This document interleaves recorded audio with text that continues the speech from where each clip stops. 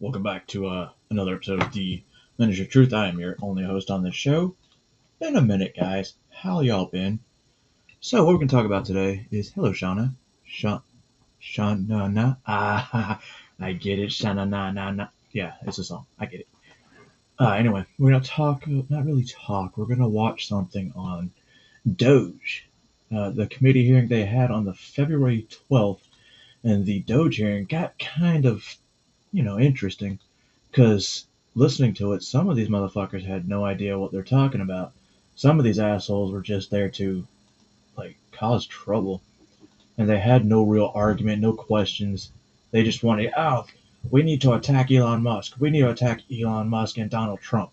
Well, idiots. That's not how you get shit done in the government. You guys have been in the government for long enough and paying your damn games as senators, whether it's good or not. Hello, Nunya. Um, but you know what? Let's get into it. No really special intro because I'm actually playing a video game. But we're going to listen to this. I had listened to about half of it, and let's just say it's obviously who cares about government fraud, waste, and abuse, and who doesn't and decides to ignore it. And, as we listen to these motherfuckers, you'll see. All right? So without further ado, ladies and gentlemen, boys and girls, and children of all ages, DOGE. Problem. This is an American problem. America. And I have to say that over the last several weeks, Yeah, we what the have hell? literally received thousands of dollars in debt. There we go. Ranking member provide our opening statements. I recognize myself for the purpose of making an opening statement. Hello, opening Good morning. statement. Good morning. Today, we begin the first hearing on the Oversight Subcommittee on DOGE. This committee will be laser focused on bringing full like on sharks. transparency to waste, fraud, and abuse within the federal government and presenting the plans to fix the tremendous problems we expose. Exactly. That's what We need. as a country are $36 trillion in debt. That is such a stunning How many amount zeros of money. is that? It's absolutely staggering to even comprehend how we as a people, we as a country, found ourselves here. This is not a Democrat problem. This is not a Republican problem. It's an American problem. This is an American problem. See, she's To make listening it clear to me. for everyone, not only are we $36 trillion in debt, but the compounding interest on our debt is also growing out of control. Even if we decided to defund the entire federal government, we cannot escape our debt I support and the it. compounding interest owed on our debt, which grows bigger and bigger every year. In 2025, interest payments are projected to be $952 billion, which is more than our entire military budget. What's up, In Sam Scotch? 2026, it will be $1 trillion. Ooh. And by 2035, $1.8 trillion. Over the next decade, total interest payments are projected to be $13.8 trillion. These interest. So during the past week since I've, taken a break, I was watching some of these hearings, and I was like, you know what? Something doesn't sound right. Because the media is like, that's not true. This isn't true. They're going to cut spending for veterans. Man, I always know they're not going to cut spending for veterans because this is Donald Trump.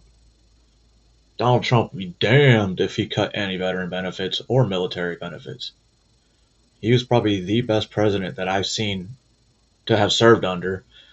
And close second would be, honestly, sounds fucked up it is, would be George Bush.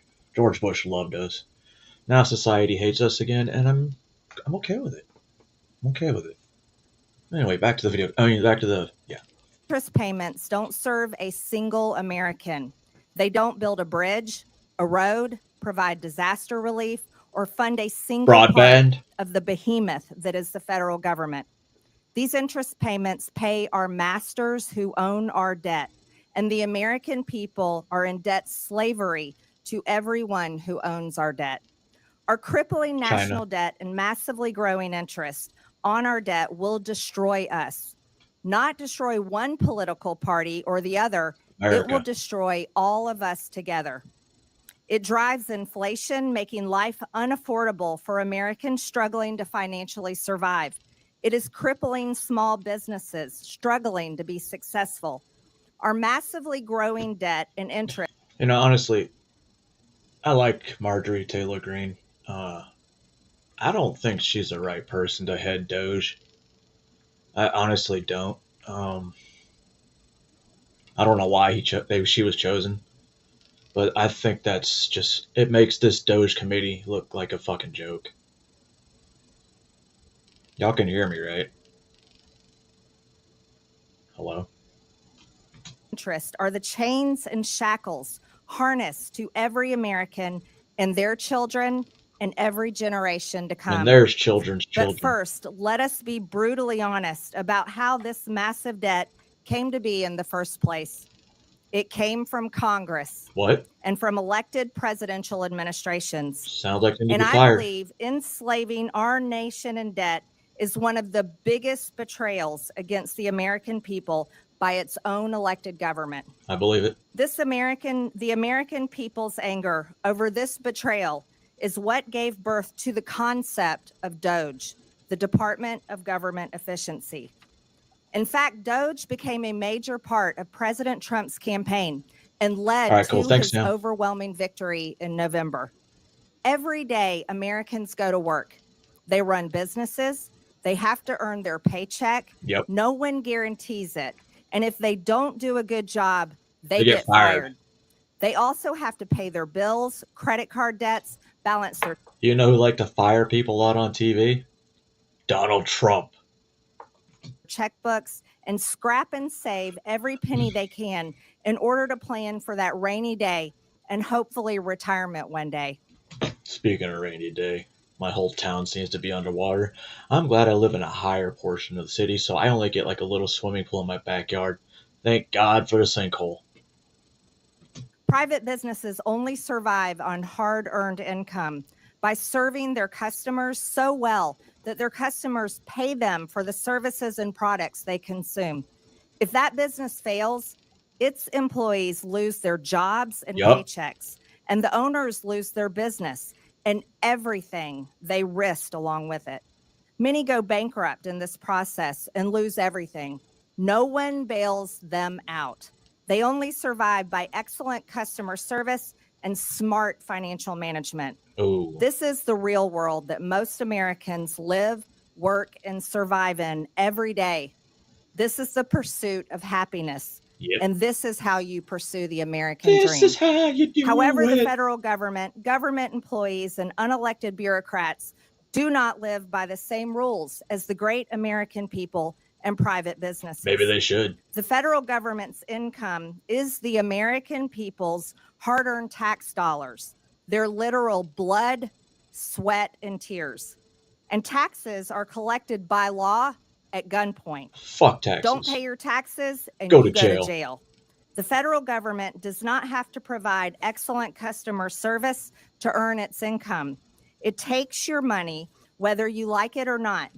And federal employees receive their paycheck no matter what, Yeah, wait. whether veterans receive their benefits or not, whether your mail shows up or not, Right, and whether your tax dollars are used to help Americans in need right. or sent to foreign countries, Okay, for foreign people, I for believe it. foreign causes.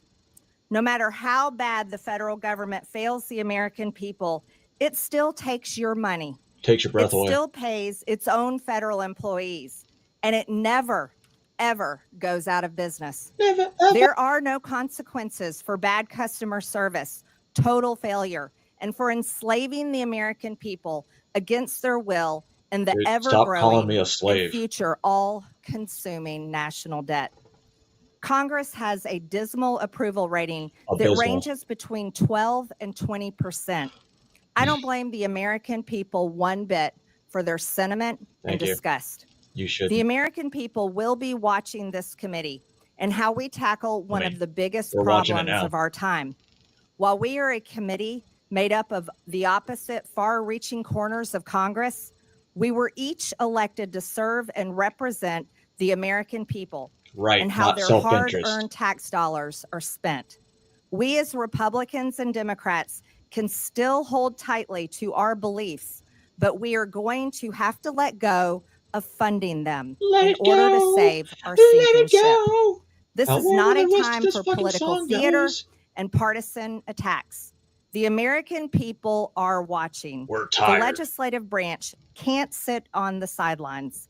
In this subcommittee, we will fight the war on waste shoulder to shoulder with President Trump, Elon Musk, and the DOGE American team. people. Oh, This week, we turn our attention to improper payments by the federal government, including in Medicaid and Medicare. I'm looking forward to what we find out and how to solve this crisis.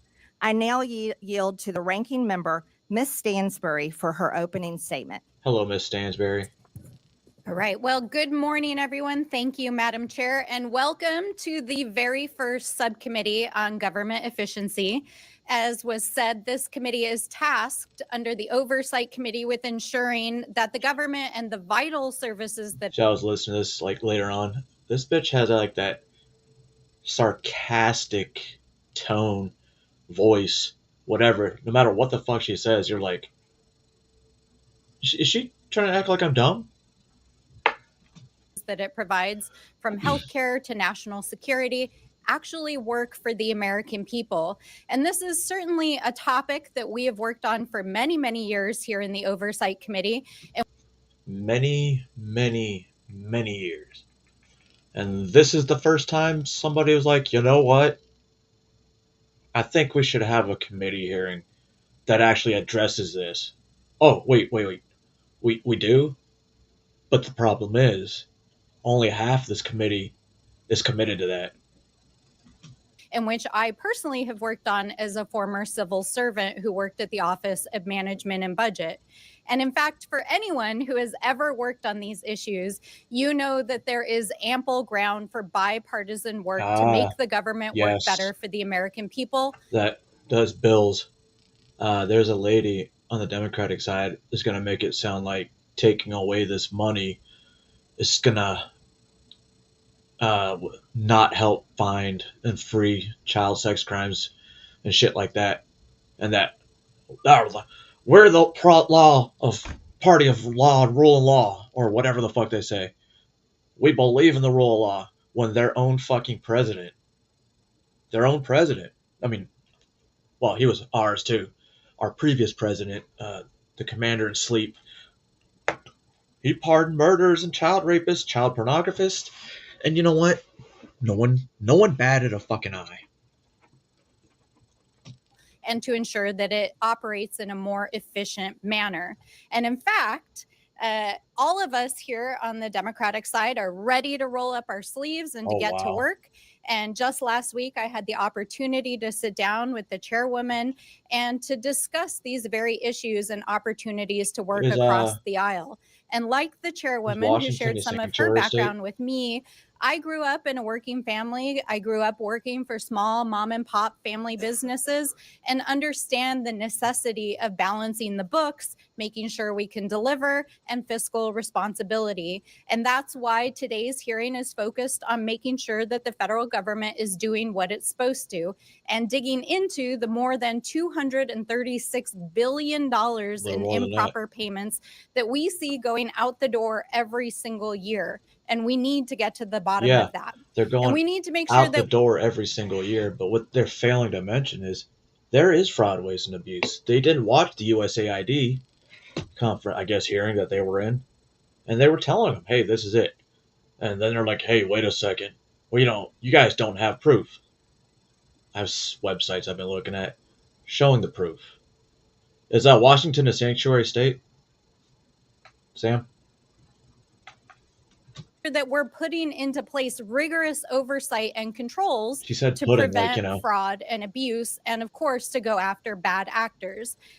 And that is why myself and the oversight ranking member Connolly and other Democratic members of the committee sent a set of bipartisan ideas that we'd like to work on together that would root out waste, fraud, and abuse and modernize and streamline how our agencies deliver vital programs for the American people. These are programs that are... She meant vital programs to the illegals, not the American people. We just saw for the past 4 years that Americans are not priority of the Democrats. That are important for our seniors and our families and healthcare and the education system. And we need bipartisan solutions to get across the finish line. And we've been trying over the last several years to get these ideas out of this committee, but unfortunately, the committee's priorities have been elsewhere under the current majority. So I hope the current majority. You know, I've seen the hearings where they try to talk about wasteful spending, and you guys bring in witnesses like, "Oh, this is absolutely we need this. We need all this additional spending at NAID," and I whatever, so we can research gain of function. Oh wait, no, that doesn't. We weren't doing that. We weren't doing that. we can fix that this Congress, but we can't just sit here today and pretend like everything is normal and that this is just another hearing on government efficiency. I mean, all you have to do is look across this room and see that it is not a normal hearing. See? Because while we're sitting here, Donald Trump and Elon Musk are recklessly and illegally dismantling the federal government, shuttering. I don't see how they're dismantling. I know they send out a message to over 2 million federal workers that basically said, hey, we'll give you 6 months free pay. Basically, just have to quit. What's up, community cardio? Federal agencies, firing federal workers, withholding funds vital to the safety and well-being of our communities, and hacking our sensitive data systems. In fact, while we were here discussing government waste on the House floor yesterday, Elon Musk was standing behind the Resolute desk in the Oval Office with the president. Yo, this shit's crazy. I'm trying to figure out why that's such a big fucking deal. So, okay, Elon Musk is the head of the DOGE team. Of course, they're gonna sit there. Have them there while they're talking about it. And what they're complaining about, well, it's President Musk. Donald Trump barely said anything. Dude, the questions were aimed at Elon Musk and Doge. Right? So why would the president be answering that if he's just the guy that oversees it? These fucking idiots just want to make anything and everything. They have no real argument other than it's Elon Musk. It's Donald Trump. They're dismantling the government. They're taking away money from fucking hardworking families. Elon Musk doesn't pay his fair share in taxes. Elon Musk paid $11 billion on income tax last year. The highest ever for this country. Elon Musk doesn't pay his fair share. A billionaire that has to pay billions in taxes. And the administration was making emergency court appeals to try to unlock his team's access to the Treasury payment system, which they claim they are using to study improper payments, which is the topic of this hearing. True. So did you guys know we have members of the American public that are over 150 years old because they've been getting Social Security checks since they started getting them. And I've never seen somebody that's 150 years old. If they are, I would love to meet them. Hearing. But here's the thing. The Treasury payment system, which includes Social Security information and bank accounts for millions of... Hear that? Social Security. And they're like, well, it controls bank accounts, blah, blah, blah, blah. Dude, you guys literally give your bank account information to fucking PayPal. And when you go buy a house to some random stranger, when you sign a little waiver. I don't get it. Millions of Americans and data that's critical to national... Not bad. And don't forget the $2.1 billion leaked personal data that the U.S. government tried to hide back in August of 2024. Security and the operation of the U.S. government and payments that go out the door annually, equal to almost a fifth of the US economy, is not where the payment decisions are made, because that happens inside the agencies that are currently being dismantled. And the people who actually investigate waste, fraud, and abuse at these agencies are the inspector generals. Now, I know it's going to be a lot of me cutting in, assholes, but what she's talking about, he's fired a bunch of, inspector generals, and they're the ones that are supposed to be, and they'll bring that up. They're the ones that are supposed to be finding this fraud, waste, and abuse. Well, people, if they've been in that position for years, and then in 3 weeks, someone finds massive amounts of fraud, waste, and abuse, that means they're ineffective and they weren't doing their job. That's how it's supposed to work. I wish we could do it to fucking congressmen. Who Donald Trump fired his first week in office in a midnight massacre. So we have to ask ourselves, what is really going on here? Why did Republicans block Elon Musk from appearing before this very committee last week? Why is the administration so eager to allow Elon Musk and his hackers to have access to proprietary and private information in the Oh, by the way, a federal judge pretty much granted access. And it's not for all the stupid information that they're trying to propose. They're trying to find out where this fucking wasted money's going. Because I think there was over $2 billion that was set aside by Biden that really has no purpose right now. The Treasury payment systems. Why are our colleagues across the aisle shielding them as they are clearly breaking the law? And why is the vice president trying to rewrite the U.S. Constitution by tweet and undermine the judiciary? So obviously we're in the oversight committee and we have a lot of questions. And these are the same Democrats who are like, we need to fight them in the streets. We need to get in their faces. Blah, blah, blah, blah. Well, it's interesting.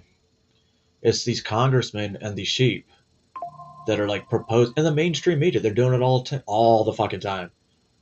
They're trying to push that Donald Trump, DOGE, this whole administration, oh, we're fucking terrible. We're terrible.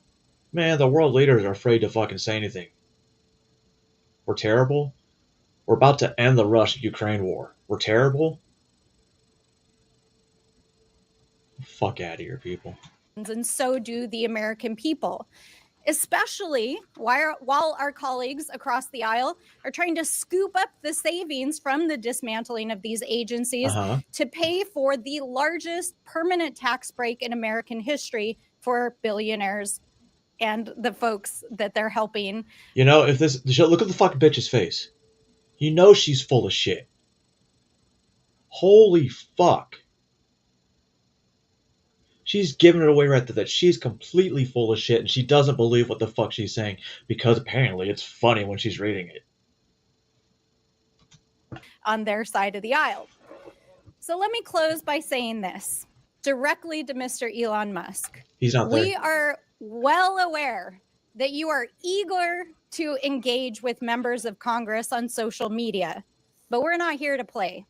If you have serious desire to engage in democracy and transparency, we welcome you to the Oversight Committee. Come and testify in front of the American people under oath, because we want to know what you're up to.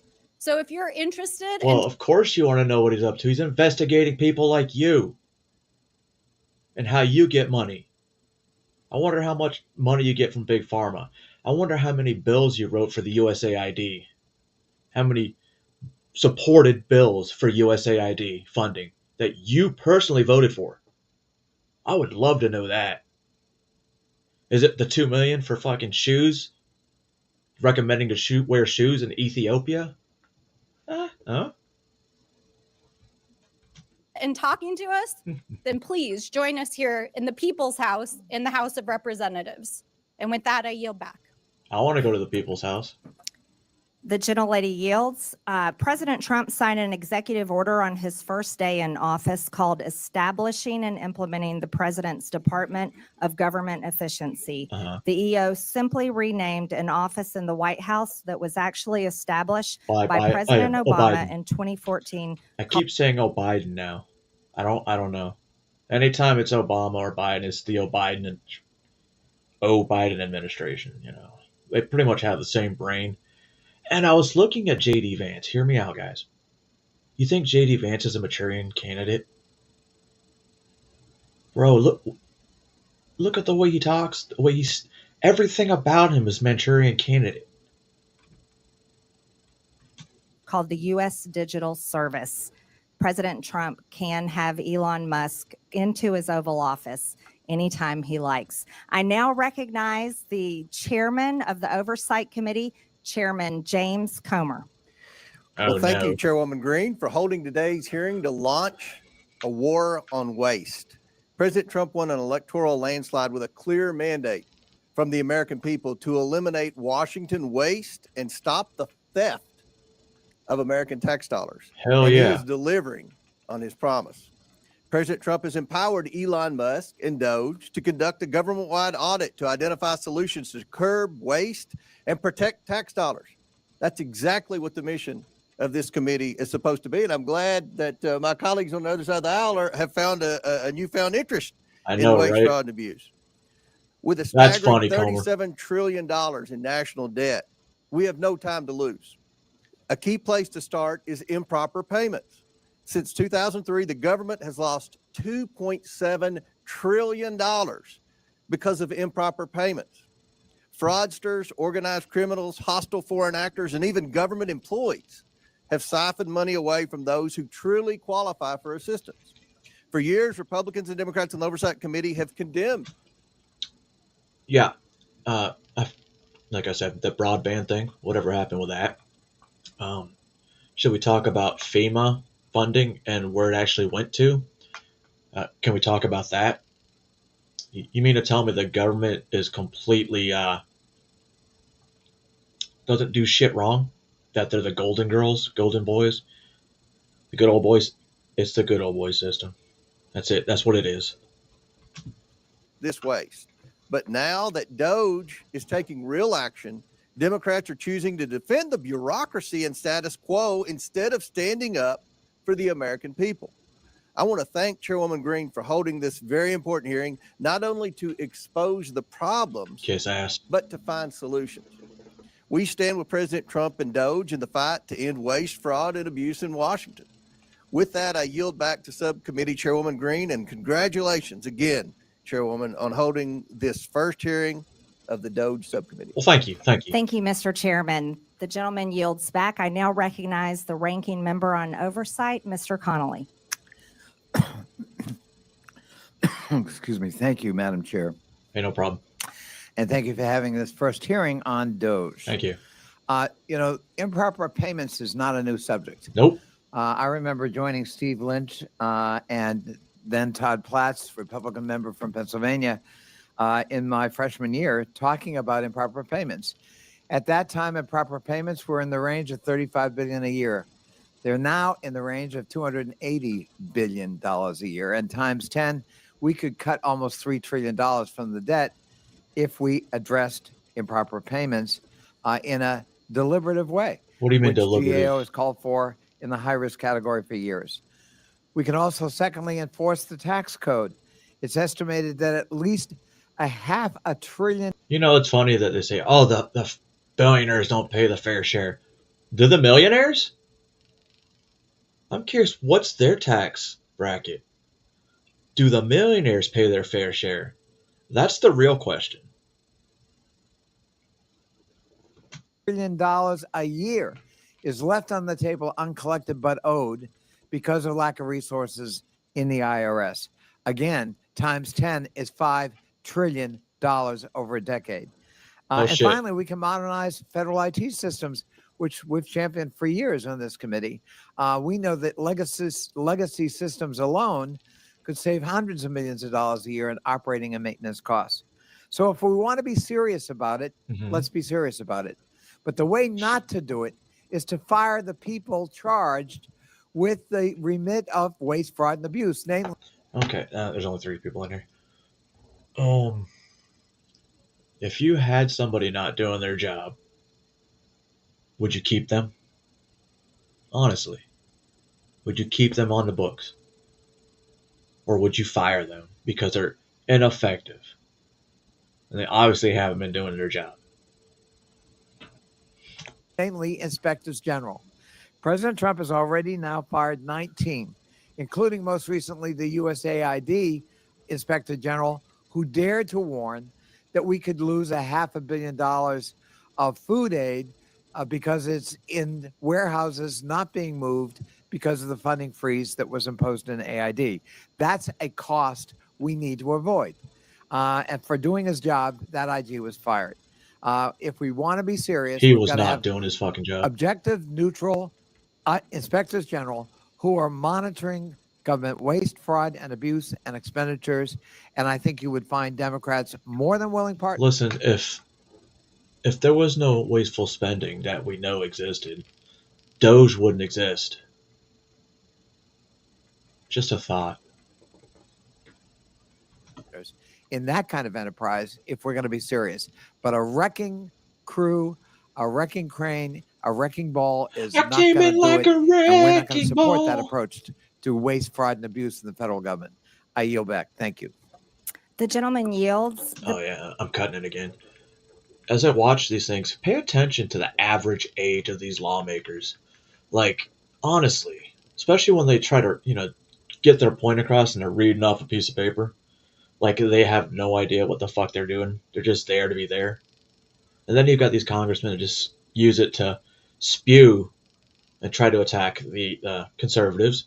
It goes both ways, especially when it comes to everyone's favorite ghetto lawmaker. The President of the United States has the prerogative to fire anyone that has overseen $36 trillion in debt, enslaving the American people, and rightfully so. I'm pleased to welcome today's expert panel of witnesses who each bring unique experience and expertise that will be valuable to today's discussion. I'd first like to welcome Mr. Haywood Talcove, the Chief Executive Officer for Government at LexisNexis Risk Solutions, Inc. His commitment to customers' needs allows LexisNexis to develop market-leading solutions that have enabled customers to stop fraud, waste, and abuse. Next, we have Mr. Stuart Whitson, the Senior Director of Federal Affairs at the Foundation of Government Accountability. Stuart was previously a special agent in the FBI, a U.S. Army veteran, and now spends his time at FGA advocating to improve welfare, the workforce, and other policy. Correct. Next, we have Ms. Dawn Royal, Hello, a certified welfare fraud investigator in the state of Wyoming and director for the United Council of Welfare Fraud. She advocates for investigating and preventing fraud of government benefits and has done so over the past 16 years. Finally, we have Mr. Dylan Hetler-Goddett, the Director of Government Affairs at the Project on Government Oversight. Dylan leads advocacy efforts and policy reforms to a wide range of good governance. I thank each of our witnesses for being here today, and I look forward to your testimony. Sweet, thanks. Pursuant to Committee Rule 9G, the witnesses will please stand and raise their right hand. Do you solemnly swear or affirm that the testimony you are about to give is the truth, the whole truth, and nothing but the truth, so help you God? Absolutely. Let the record show that the witnesses answered in the affirmative. Thank you. You may take a seat.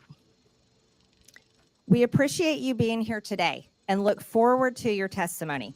Let me remind the witnesses that we have read your written statement and it will appear in full in the hearing record. Please limit your oral statement to 5 minutes. As a reminder, please press the button on the microphone in front of you so that it is on and the members can hear you. When you begin to speak, the light in front of you will turn green. After 4 minutes, like Chairman Green? The light will turn yellow. Whoa, when the red light racist? Comes on, your 5 minutes have expired, and we would ask that you please wrap up. I now recognize Mr. Talcove for his opening statement. Chairwoman Green, Ranking Member Stansberry, and distinguished members of the committee. Yes. For over a decade, a silent war has been waged against American taxpayers, not with bombs or guns, but with data and technology. Outdated government systems permit criminals to access unlimited sums of money. During the pandemic, they stole $1 trillion. 70% of those dollars went overseas. What? Shockingly, it's just not criminals exploiting the system. It's the flawed system itself acting as the accomplice. If left unchecked, the U.S. government will continue to lead the world in funding cyber criminals. Oh, that's not fun. This is a data and technology problem, and it demands a data-driven response. Criminal syndicates have turned benefit programs into their personal ATM machines, exploiting those in need who wait months for benefits that may never come. These ruthless crooks use our money to fund child trafficking. Sure do. Disperse drugs in our communities. Sure do. And terrorism. For years, criminal networks have stolen personal information from the public and private sector. They exploit real identities to manipulate antiquated government systems, siphoning off billions in taxpayers' hard-earned money. We continue to pay benefits to deceased and incarcerated individuals, direct money to bad actors flagged on the do not pay. Wait. People in jail are still getting paid? What the fuck are they going to do with the money? They're getting Social Security payments in jail. That's fucking insane. A pay list and overlook duplicate Social Security numbers by not following best practices. During the pandemic, a simple cross-check of PPP loan recipients against IRS records would have exposed massive fraud and prevented payments to transnational criminals who sold their quote-unquote sauce on the dark web. Sauce. To stop this, we must reclaim control of our systems, not just from the criminal syndicates, but the flawed systems enabling them. Smarter technology, data, and identity verification are not optional. They are necessities to protect taxpayers and ensure aid reaches those who truly need it. Now, the use of AI is fundamentally changing society, but in the hands of criminals, it has become a weapon. Lawbreakers are now using it to supercharge their war on taxpayers. They use AI to create fake identity documents that pass biometric verifications. Bots flood portals with thousands of fraudulent claims per second, and deep fakes that mimic real applicants bypass the outdated NIST 863 standards from 2017. Bro, just imagine the dad from American Pie if he had shaved. Honest and deserving people seeking access to government benefits suffer through endless application forms that are nearly impossible to navigate. But criminals from Russia, China, and Romania gain access with ease. The private sector has fraud rates below 3%. Meanwhile, the public sector operates at a 20% fraud rate. Jesus Christ. The solution is clear. It's already used every day to protect consumers. You seamlessly interact with your bank through an app that verifies your identity in milliseconds. There's no excuse for the government to lag if we do the following. Number one, implement identity verification on the front end. Criminals should never receive a dime. Eliminate self-certification. No more honor system for billion-dollar programs. And continuous auditing. Keep verifying because criminals never stop adapting. Pay and chase does not work. Of the $250 billion stolen in pandemic unemployment fraud, less than $5 billion has been recovered. The idea in government that you cannot have speed and security is fiction. I urge Congress to consider making the following legislative changes. Number one, update the 1974 Privacy Act to allow for data sharing and matching. Number two, fund a budget for fraud prevention in each appropriation bill. The USDA spends 1/20th of 1% on fraud prevention. Mandate that individuals caught stealing from entitlement programs pay hefty fines and are removed from the program permanently. What are they being and caught? Finally, eliminate broad-based categorical eligibility. They're basically saying they know who's fucking doing it, and they're eliminating them. I mean, not like, killing them, eliminating, but you know what I mean. Committee has a choice. Continue losing this war against criminal cartels and nation states, or fight back and save $1 trillion annually. Fraud prevention is not. Yo, I wonder if we. So, what would it take for us to go from negative GDP to a positive GDP? How much, if we could save $1 trillion a year, like, goods are going to go up. The amount of goods. Our market should get better. The dollar will be scary again. Dollar's weak. Unless we go back to the gold standard, then that'd be pretty fucking cool too. Not benefit prevention. It's the key to ensuring that every dollar reaches those who truly need it. Hardworking Americans rely on these programs not just to survive, but to build better lives for their families. When criminals exploit the system, they just don't steal money, they steal opportunities. Stopping fraud isn't about denying benefits, it's about protecting them. This crime has two victims. The first are the taxpayers, and the second are those seeking benefits. The fraudsters, cartels, and criminal syndicates are watching this hearing, I'm sure of it. It's time to show them that America will not fund its own destruction. Thank you, and I look forward to your questions. The sad part is it's like a fucking clown show. This next 2 years is going to be such a fucking clown show in Congress. They probably really won't get any laws passed. At least nothing substantial. They still got, what, another 30 days to pass a budget? Where are the hearings on that? Oh, this is DOGE. They're talking about saving money. It's the best time to have the budget talks. But are they? Thank you, Mr. Talcove. I now recognize Ms. Royal for her opening statement. Good morning, Chairwoman Green. Elon Musk doesn't have enough money to pay the debt. The debt is way, way bigger than the billionaire he is. But I know if he put, like, he just paid $11 billion in taxes. Where did that money go? I mean, the IRS took it from him, the U.S. government. And, like, going back to the billionaires need to pay their fair share.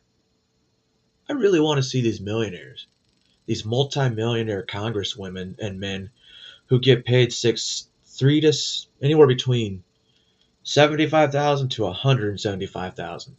Yet they have these great expensive cars.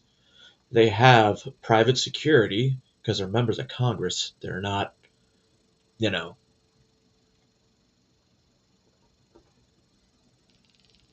Oh, well, still, I don't think there's enough money in the world right now to pay off our debt at all. But I think another way to trim it down, obviously, is this wasteful spending. I think we should stop occupying any country that doesn't support the United States, such as Germany, who wants to talk down to us. Cool. You don't need us? Your economy is going to fucking disappear if the Americans pull out. Same with any other of these NATO countries, especially ones that have U.S. military installations. That would cripple that economy. And if I really wanted the world to fucking wake up, I'd be like, listen, I think we should shut these bases down. See how quickly they crumble.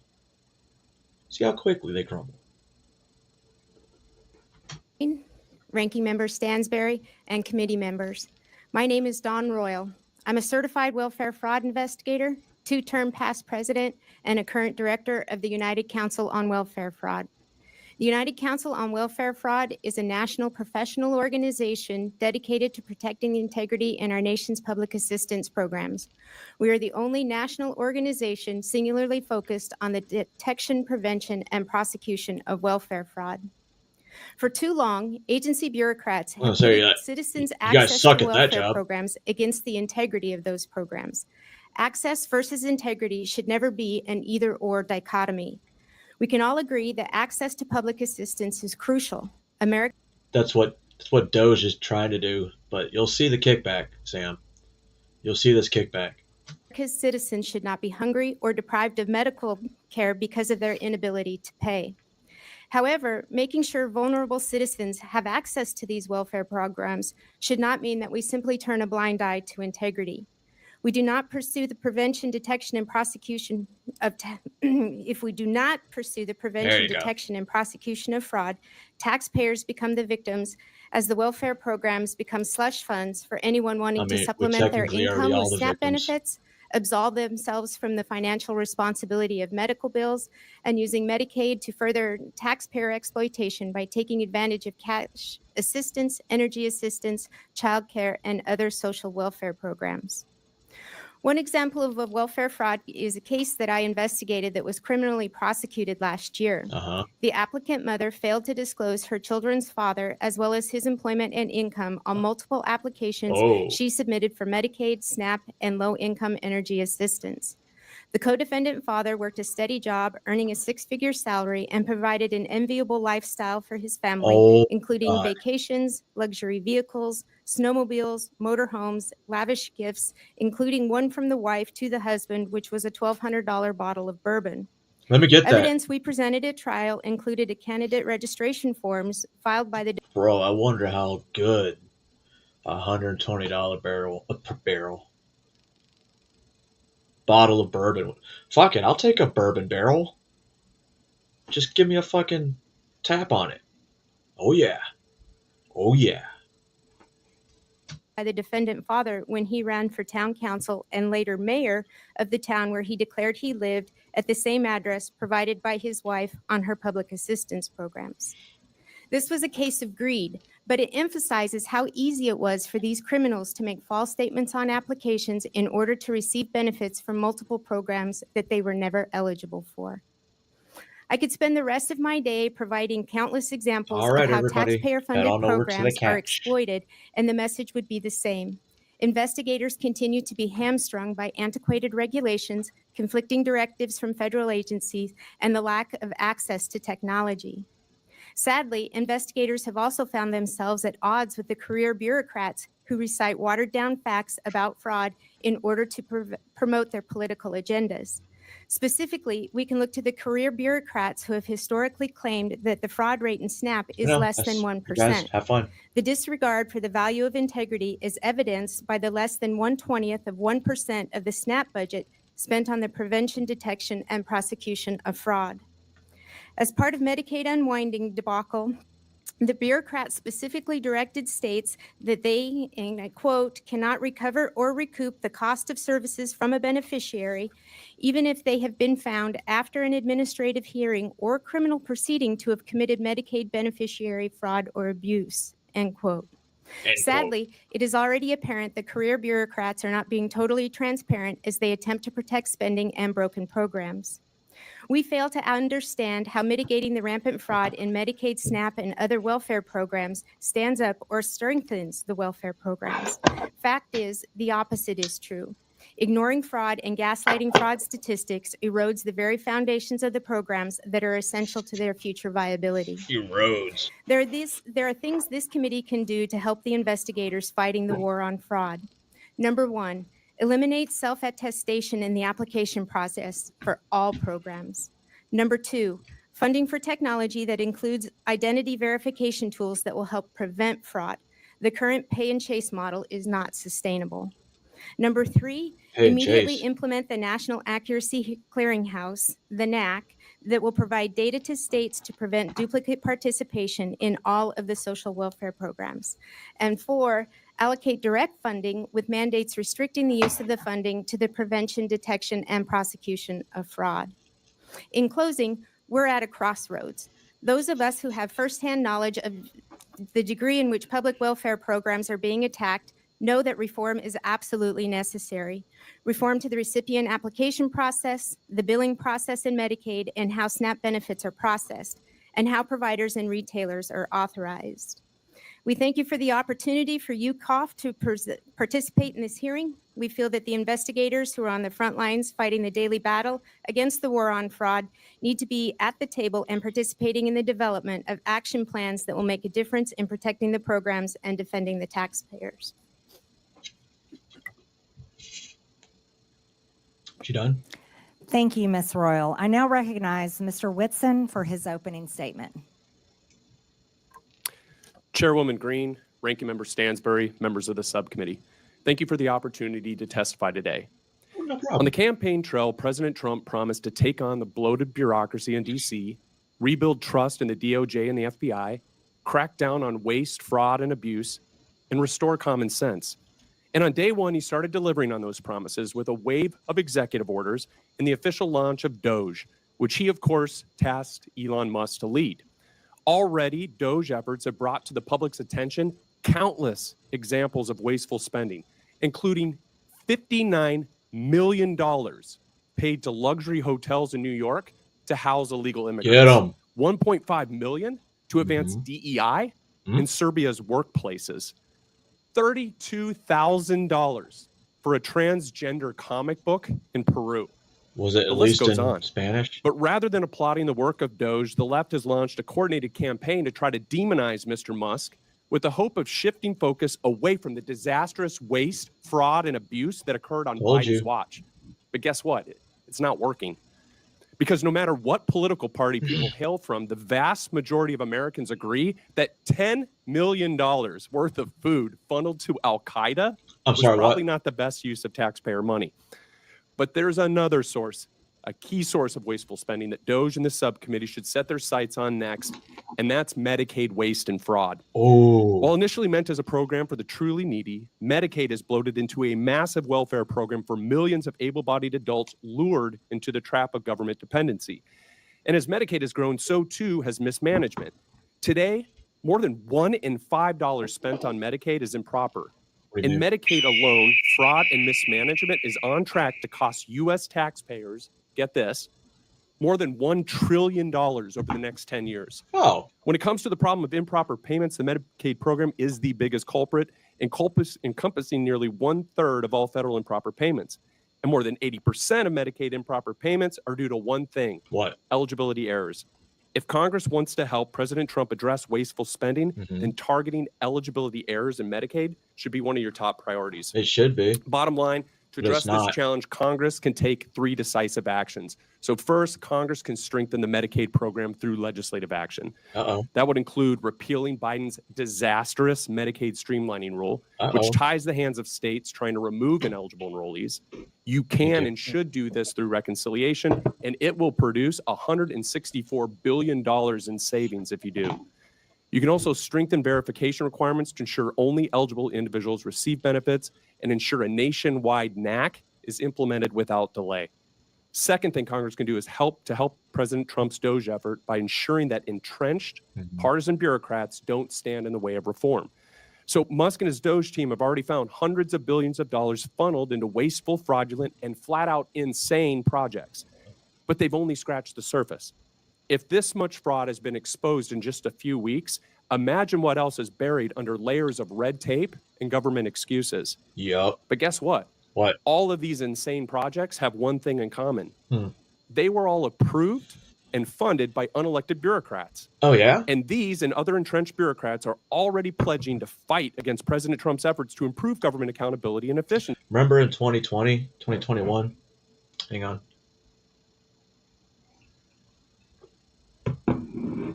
When there was a billionaire that everyone was taking the science from, who's not even a scientist. He was an unelected bureaucrat that was giving up money, especially to COVID. And he talked about eliminating 30% of the world's population. That's the evil billionaire. This is like wrestling. Except for unless you're one of those that just goes along, you know, the tweener. Go where the fuck you want. Do what the fuck you want. Efficiency. Personnel is policy. And without competent staff to faithfully execute the president's agenda, the DOGE project will fail. And this is where Congress can help. Congress can support the president in carrying out his DOGE effort by making all executive branch employees at will, codifying the president's authority to fire unproductive or insubordinate agency employees as needed. At the same time, Congress can grant the president authority to permanently eliminate vacant positions and consolidate non-essential positions across agencies and departments. If you think about it, like all these agencies that are, losing people because they're afraid that Donald Trump's going to ruin the country, which I don't see why they think Donald will do it. God damn it. If they're out of jobs, and if the illegals, oh no, who's going to do their jobs? Problem solved. Cut government spending, they still get to get a job. They don't get to sit behind a computer sticking their thumb up their ass. They actually have to, like clean and mop the bathroom. That's their job. All day long. Every fifth person, I want you to clean the entire bathroom. And if they come in 10, 15, 20, like back to back, that's a lot of fucking times you're cleaning in a row. Departments to help promote efficiency and put the right people in the right seat. The third thing, Congress can make President Trump's DOGE cost-cutting and deregulatory reforms permanent by passing the REINS Act. And so there's only one big problem with the DOGE effort. Most of its work can be undone by a future president with the stroke of a pen. Right. To make President Trump's DOGE reforms permanent, Congress must act. And the best way to do this is to pass the REINS Act. This would return Article 1 budgetary power of the purse to Congress while promoting deregulation. It would also help lock in the DOGE reforms and cement President Trump's legacy as the most consequential deregulatory and cost-cutting president in U.S. history. The American people are watching. It's time for Congress to act. Thank you, and I look forward to your questions. Thank you. Thank you, Mr. Whitson. I now recognize Mr. Hetler Goddett for his opening statement. Yeah, check this out. This guy is an auditor for the federal government.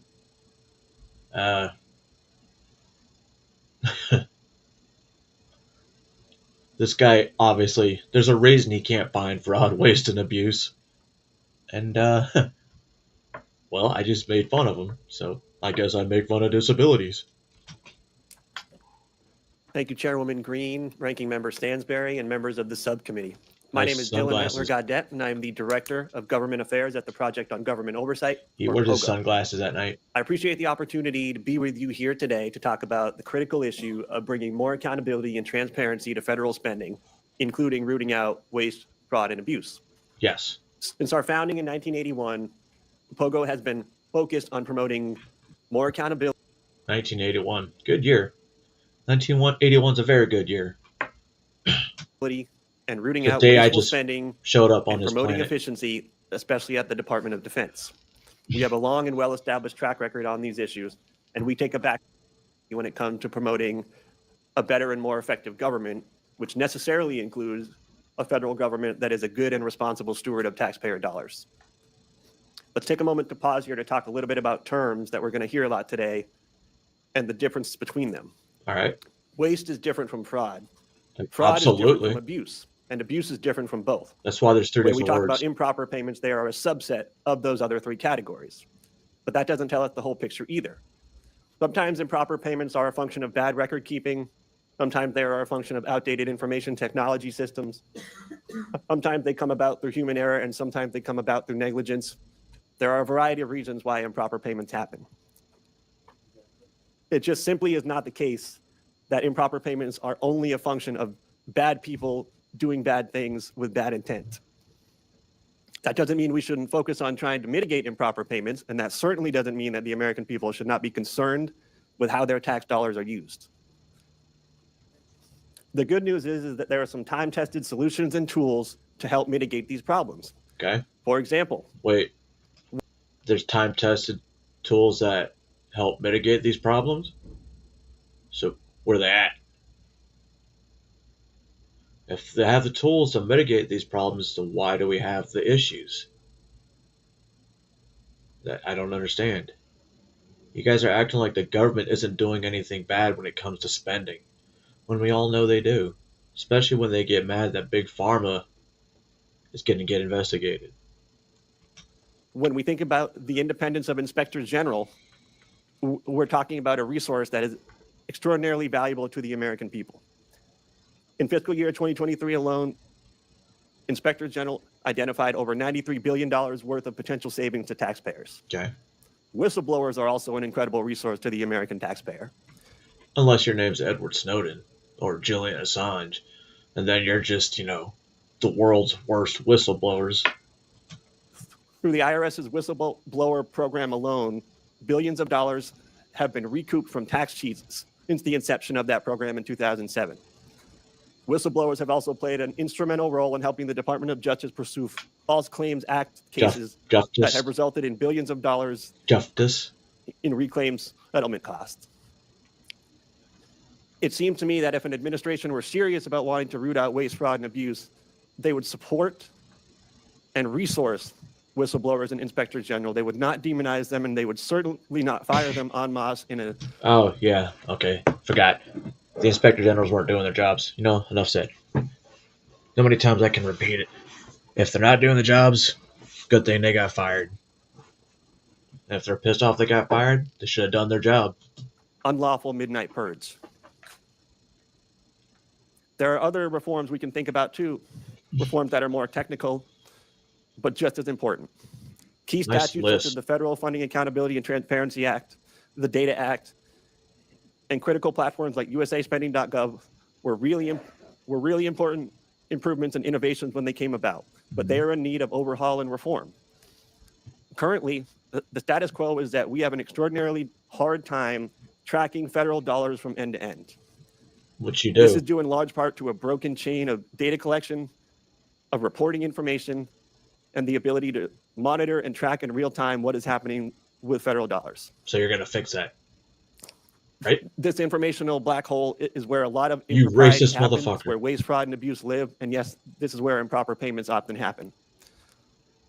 But more importantly, we also don't have a good, clear, and consistent way of understanding what is happening with tax dollars at the end point. Huh? What is the impact that we're having? What is the return on investment that we're having? We now have an annual budget. He's an investigator that's supposed to help root out fraud, waste, and abuse. So it makes total sense why he can't see. I think he's blind. I don't know. Or trolling. Not sure. Close to $7 trillion a year. We can't say with any degree of clarity and consistency what we're getting for all of that money. We have some more good news, though. What's that? There are bipartisan efforts, and there have been for years, to try and clean up this situation. How so? We at POGO have had the privilege and pleasure of working on some of those initiatives. Tell me more. We were a part of the Federal Taxpayers' Right to Know Act being passed into law just a couple of years ago, which created for the very first time a program inventory of all the programs in the federal government, and that would be available to the public. Huh?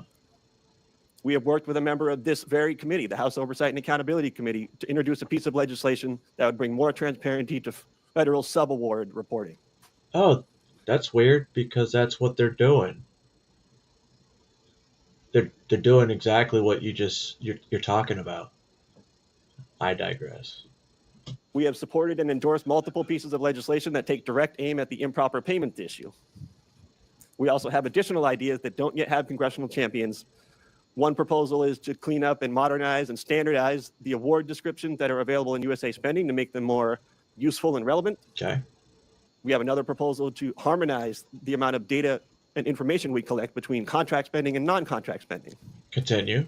We stand ready, willing, and able to work with anybody who wants to work with us on these common sense solutions. We'll see. Lastly, I want to put in a quick word for Congress. Okay. Yeah. And specifically, I want to The gentleman's time is expired. Ha! Apologies. Yes. She told you I can't 5 see the minutes, flashing bitch. light. That's okay. Thank you, Mr. Hetler. Got it. We appreciate your Mr. testimony. Hitler. I now recognize myself for 5 minutes of questions. I'd like to thank our witnesses today for your testimonies and the suggestions that you have brought before this committee. Yeah. I'd also like to thank Chairman Comer for this opportunity to chair the Historic Oversight Subcommittee on DOGE. Americans are shocked to learn that $2.7 trillion of their hard-earned tax dollars have been stolen or wasted in improper payments not really since shocked. 2003. You see, in the private sector, companies can't continue to run if they keep employees that allow waste and abuse with their resources. But that has continued for decades here in the federal government. Right. Mr. Talcove, do Bless you. private sector companies have a lower rate of improper payments than the federal government? Yes, the fraud rate, that the criminals are taking advantage of in the public sector is around 20%. In the private sector, it's around 3%. And it's really because the tools that are used in the private sector aren't used in the public sector. Front-end identity verification, self-certification, and then finally making sure that individuals are who they say they are. If we start using these that wasn't what I tools, you said will at see the the fraud rate go down dramatically. Because Fucked for the it out, most though. part, this fraud isn't taking place by real individuals. It's individuals whose identities have been stolen on the dark web. They use that information pretending to be somebody else. And because of the antiquated systems, processes, and technologies in place in government programs, they're able to steal at scale. Right. So, Mr. Talcove, we would say that private companies that pretty much have to exist on a 20% profit rate, they're not allowed. They can't continue to be successful if they were to allow their customers' data to be stolen like that and used by criminals. However, the federal government, who can continue printing checks and continue in operation, never fixes its problems because it can't be forced to go out of business. Would you agree with that? I Yes don't or see no? any problems. Yes. One of the things I noticed during COVID was the criminals learned that government was the mark because it never runs out of money. And they focus on it at scale. And then the likelihood of getting caught is virtually zero. I think it's outrageous for Americans to know Yeah, me that their too. identity can be stolen and then used for child trafficking, drug trafficking, and terrorism, like you stated in your opening statement. Ms. Royal, your testimony states that many programs operate under essentially an honor system in which applicants need not verify their identity, income, residency, or other key eligibility factors. You call this a trust everyone instead of a trust by verify approach. Does this mean the federal government in some states are giving out billions of dollars to individuals without verifying who they are or whether they meet program eligibility requirements? Yes, ma'am, that's correct.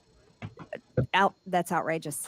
Do states have enough incentive to prevent fraud and to recover improper payments? No, and in fact, states are hesitant to spend their state dollars to protect federal dollars. Oh, really? Would greater investment in program integrity efforts yield a positive return for taxpayers? Yes, it could easily be self-funding.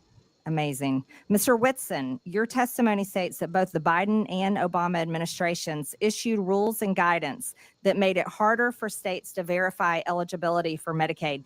You say that repealing Biden's Medicaid streamlining rule would save $164 billion over 10 years because the rule restricts eligibility verification that states can perform. Can you explain why this rule is so costly? Yeah, so the rule does a number of things, but for instance, it prohibits states from verifying eligibility more than once a year. So for non-disabled folks to just go in and look and say, hey, are you still eligible for the program? It says you are forbidden from doing that any more often than once a year. And so obviously people's lives change, and so they may become ineligible, and so it's designed to keep them on the program. Another thing, it prohibits in-person or phone interviews to verify their identity. So people apply for it, and then the person on the other end says, well, I just want to call and make sure this is a real person, not someone in another country or whatever. The rule prohibits that. And so there's a number of other provisions. It also opens a lengthy reconsideration periods. And this is where illegal immigrants are able to obtain the benefits. And so basically it says once you get these benefits, you can't interfere with it for a 90-day period or longer. And so there's a number of horrible things. So we can't verify if someone is illegal or legal. receiving benefits. Just to correct that, yes or no? You have to wait a state has to wait at least 90 days. And actually what we're seeing is it's led some states to wait as long as 13 years. And so on the top, Unbelievable. My time has expired. Thank you very much. I now recognize Mr. Lynch from Massachusetts for 5 minutes. Thank you very much, Madam Chair. First of all, let me congratulate you and also Ms. Stansbury on your new positions. And I want to thank the witnesses for your testimony. We've already heard some good ideas about how to work together. And Mr. Hetler Gaudet, I for one would be most open to working with POGO and trying to work on some of the legislative ideas that you have to actually get at some of this waste, fraud, and abuse. Sounds like you want to jump on it. Since this is my first opportunity to speak in this new subcommittee as the representative for the 8th Congressional District in Massachusetts, I want to first of all make clear that my primary purpose in seeking appointment to this subcommittee is for the singular and sacred purpose to defend our democracy. Oh, okay. Which I believe is under attack in this country. Oh. And to uphold my oath to support and defend the Constitution against those who might secretly or openly seek its destruction. Like you guys. Make no mistake, this is a moment for representative democracy. This is a test of our resolve. In the coming days and weeks, we will all get to decide whether we stand with a couple of billionaires who, despite their own financial successes, still harbor such grievances in their hearts that after all that democracy has provided to them, they remain animated by the desire to dismantle this democratic government and to punch down constitutional republic at some of the weakest and most vulnerable in our society. Illegal? Two men who clearly understand that the easiest way to incite large numbers of people is to use social media to exploit the dynamic forces of hatred and fear. So, Trumpies using social media to spread hate and fear. That's interesting. It's interesting. Considering you guys have the mainstream media and yourselves who are blatantly asking for violence towards anybody that's not with them. You know? Yeah. And they spread hate. Madam Chair, if we're going after waste, fraud, and abuse, let's start with abuse. Okay. Abuse of power. As of yesterday, there were 55 lawsuits under consideration by the federal courts across our nation as a result of Elon Musk's and President Trump's unlawful acts. Many of those lawsuits have already been sustained by the federal district courts and orders have been rendered to undo those unlawful acts. Yeah, unfortunately, but this is just the beginning, and Congress has an important role to play, and I, for one, look forward to that opportunity. This is a moment of great consequence for our country. Great consequence. And for our democracy, and I remain grateful to the good people of the 8th Congressional District of Massachusetts. You guys forget. Democracy is the people elect you, and you think you do what's for the people's will. It's not the way it works. You're elected. Wait. My mind just went blank, dude. Holy fuck. Massachusetts, who sent me here. Mr. Hetler Gaudet, again, happy to join you on some of your efforts. POGO has worked very closely with our IG community. Is that right? The inspectors generals? Oh. Yeah, that's correct, Congressman. I know your work is very much similar to what we ask our inspectors generals to undertake. I want to ask you, what do you think? So in the most recent report from the inspector generals, and this is the Council of the Inspector Generals, a nonpartisan group on integrity and efficiency in government, they identified more than $93 billion in potential savings. Oh. So the first thing that President Trump did coming into office was to fire 17 agency inspectors general. What can you tell us from POGO's standpoint? What does that do to our ability to identify and root out waste, fraud, and abuse? Thank you, Congressman. I would say, to put it simply, it completely undermines our ability to root out waste, fraud, and abuse. Inspector General exists for essentially one purpose, and they were originally created in the immediate aftermath of Watergate. And I think you all probably do not need me to give you a history lesson at all on what happened in the Watergate era. There's a reason they were created at that time, because there was a lot of waste, fraud, and abuse happening, and there were not cops on the beat that were internal, that were independent, that were situated in agencies to be able to find these things and expose them and do something about them. That's what Inspector General exists to do. So it's completely anathema to, I'd say anathema to any stated mission to find cost savings and to root out waste, fraud, and abuse, to fire Inspector General and to undermine them. It makes no sense. Those two things do not add up. This dude's a plant. He's trying to remember what he's supposed to say. Yo, what if those glasses aren't really sunglasses? Or they are, but they're Google glasses. Huh? Thank you very much. The firings that occurred on the when President Trump came to the office included the Special Inspector General for Afghan Reconstruction, Mr. Sopko. I actually did over 20 trips to Afghanistan working with him. He actually uncovered $4 billion. So do you know why congressmen go over to places like Afghanistan and do visits? Because once they set foot in that combat zone, that month is tax-free. Everything, that their whole salary for that month is tax-free. That's why we soldiers get paid a little more, because we don't have to pay taxes. Dollars in savings in rooting out American taxpayer waste being conducted in Afghanistan. The IG at the Department of Defense, the agency. The gentleman's time has expired. Okay. Thank you, Madam Chair. I yield back. Thank you. Okay, Appreciate thank you. that. Thank you. I now recognize the gentleman from Texas, Mr. Cloud. Who? Thank you, Madam Chair. For far too long, DC politicians have gotten away with measuring their personal value and worth by how much of other people's money they give away. And for far too long, they self-righteously have opined that this spending was for altruistic purposes given out of care and compassion. For far too long, they've been more concerned with looking like they cared than having enough care and concern to actually do the due diligence to ensure that the tax dollars were being used wisely and effectively. And for far too long, those of us who've worked to uncover waste, fraud, and abuse have had to deal with what amounts to an unconstitutional fourth branch of permanent bureaucracy. What's that? That has too often worked to ignore, obfuscate, delay, and frustrate our efforts to bring transparency and oversight. Over the last few weeks, the DOGE effort has begun to uncover not only how massive the waste, fraud, and abuse is, but also the extent at which DC politicians and too many obstinate bureaucrats have coordinated to create what is essentially the largest money laundering scheme in history. And while Americans have been working to make ends meet, they have been using taxpayer dollars to fund unnecessary, egregious, and even evil things here at home and around the world.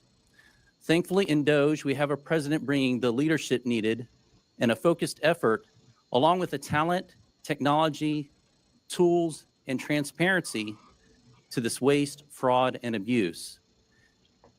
And to those who would stand opposed to this effort, I would just point out, while it's understandable to find waste, fraud, and abuse that has grown and metastasized in this government even over decades, right? Certainly accelerated over the last few years, to continue to protect it is corruption. I want to thank the chair for beginning this war on waste on this side of Pennsylvania Avenue and bringing together this committee. This effort is so important as we work to relieve the Americans, people of this burden of waste, fraud, and abuse. Mr. Talco, you mentioned in your written statement and talked about it in your statement at the beginning that this waste, fraud, and abuse is a national security threat. And certainly one of the challenges facing us that is a national security threat is our fiscal situation. And so we have got to find ways to find savings to the American people in order to bring confidence to the bond markets, to put our country on a fiscal footing, and to reverse the curse, so to speak, that we are placing on our children and our grandchildren. You mentioned a couple threats, though. You mentioned internal threats. You said that these cases involve government employees, individuals entrusted with administering benefits who, instead of using their positions to approve fraudulent claims, override security controls, or even sell sensitive claimant information for profit. Now, this is not every federal employee for sure, but within the context of people who are trying to give their best effort, we have an internal threat. But you also mentioned transnational fraud rings, terrorist organizations, nation states, North Korea, nuclear weapons program funded by our tax dollars, China, Nigeria, Iran, Romania, Russia, not our friends necessarily that are being funded by taxpayer dollars. Could you give us some examples of how this is happening?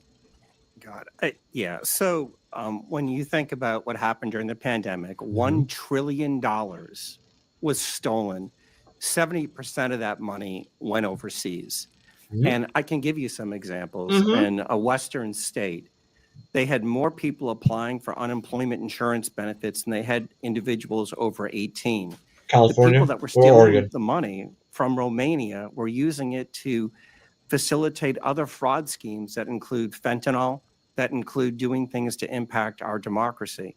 On the insider threat, right, the first thing you have to say, and my dad was a public servant, is 99% of people that work in the public sector are honest, hardworking individuals. But there are some, and what you need is data and technology to root that out. There were examples during the pandemic. There were some examples even of last week where people got into the Medicaid system in a Western state and stole $50 million in less than 4 months. So you have to have these controls in place, right? These aren't individuals stealing, Mr. Cloud. These are organized criminal groups, both domestic and transnational. That, as you mentioned, taxpayers are being forced to fund the demise of our own country.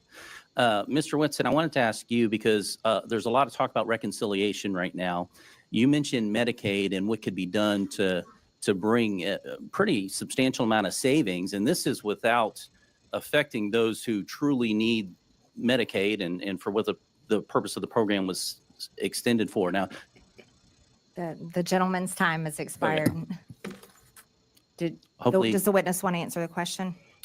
No, Just only to quickly. say that, yes, there's a tremendous amount of savings that can be found from the streamlining rule, but also work requirements in the program is another big area that can be done in reconciliation, and that's could save a significant amount as well, $241 billion in federal spending over 10 years. thank you. Thank you. Thank you, Madam Chair. You're welcome. I now recognize the gentleman from California, Mr. Garcia. Well, thank you. Thank you to all of our witnesses for being here. And I want to just start off by making something clear. I think we're all here to fight against the lies, the corruptions, and the attacks on our social safety net. Now, we should in no way be cooperating with House Republicans who want to shut down the Department of Education and destroy Medicare and Medicaid. And we should not stand by as the richest man on the planet gives himself and his companies huge tax cuts while the American people get absolutely nothing. Yeah, we do. Now, I find it ironic, of course, that our chairwoman